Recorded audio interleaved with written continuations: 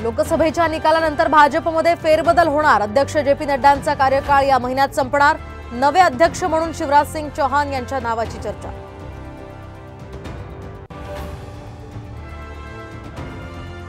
महायुतीला 38हून अधिक जागा मिळणार। चंद्रकांत पाटलांचा दावा। तर एक्झिट पोलमध्ये हरवून जाऊ नका, महाविकास आघाडीचा 30 ते 34 जागांवर विजय होणार, वडेट्टीवारांनाही विश्वास।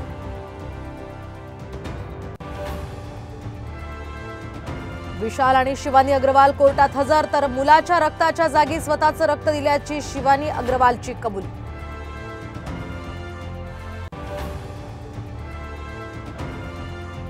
मेगा ब्लॉक नंतर ठाणे कल्याण दरम्यान लोकलची यशस्वी ट्रायल। तर काही वेळातच ब्लॉक संपण्याची आता शक्यता।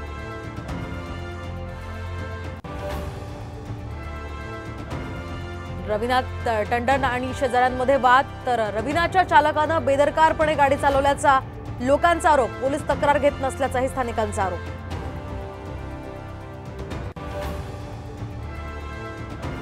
आणि राज्यात मान्सून मंगळवारी तर पुण्यामध्ये गुरुवारी दाखल होणार, हवामान खात्याचा अंदाज।